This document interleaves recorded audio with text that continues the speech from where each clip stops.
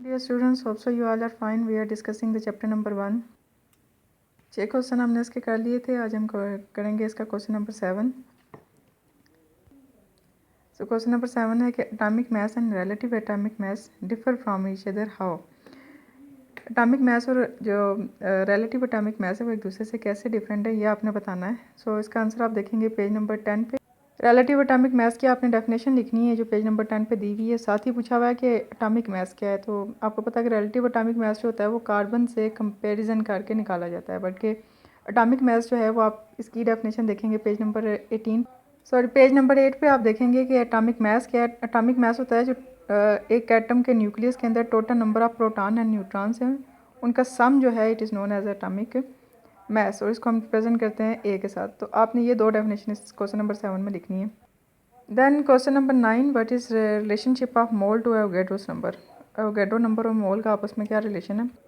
सो पहले आप थोड़ा सा इसका लिखेंगे कि 1 mole of the substance is equal to 6.02 multiply 10⁻23 units of that substance. ठीक है, आप वो सब्सटेंस में क्या आ सकता है, आयन भी हो सकते हैं, मालिक्यूल भी हो सकते हैं, वो डिपेंड करता है कि आप किस चीज़ को ले रहे हैं. उसकी एग्जांपल आप लेंगे पेज नंबर 18 पे. ये पेज नंबर 18 पे इसकी बहुत सारी एग्जांपल्स दी हुई हैं, एटम्स की भी, मालिक्यूल्स की भी, आयंस की भी.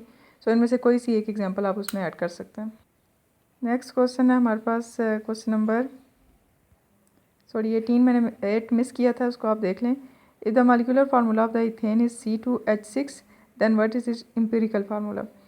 एक कंपाउंड दिया हुआ इथेन, उसका मालिकुलर फार्मूला आपको बताया हुआ है, तो इसके एम्पिरिकल फार्मूला क्या होगा उसके बारे में पूछा हुआ है.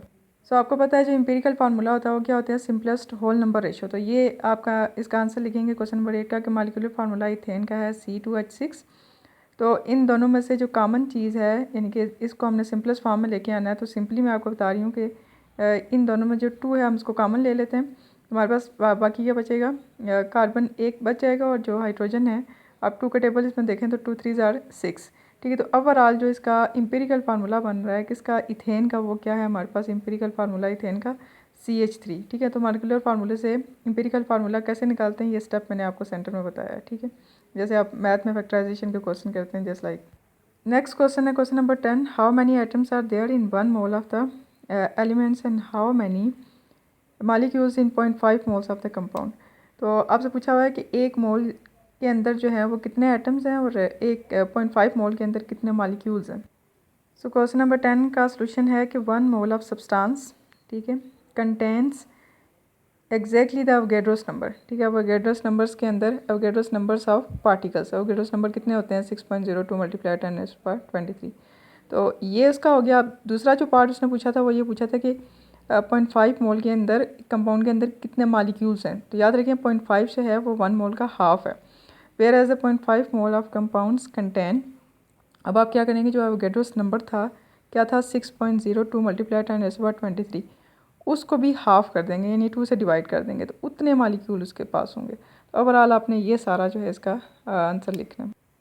इसके बाद क्वेश्चन नंबर 11 है, you have certain mass of gas, the number of the atoms and the molecules of that gas are equal. एक सर्टन मास की आपको गैस प्रोवाइडेड है जिसके नंबर ऑफ एटम्स और मालिक्यूल्स जो हैं उसके अंदर इक्वल है. तो what conclusion that you can drawn from that observation. तो इस ऑब्जर्वेशन से आप क्या कंक्लूजन निकालते हैं. बहुत ही ईजी क्वेश्चन है. अगर किसी गैस के अंदर नंबर ऑफ एटम्स और मालिक्यूल्स इक्वल होते हैं तो इसका मतलब ये होता है कि वो गैस नोबल गैस है. ठीक है, आपने डिफरेंट टाइप्स की गैसेस देखी थी. तो एक आपने नोबल गैस देखी थी, नोबल गैस जिसको हम इनर्ट गैस भी कह रहे थे.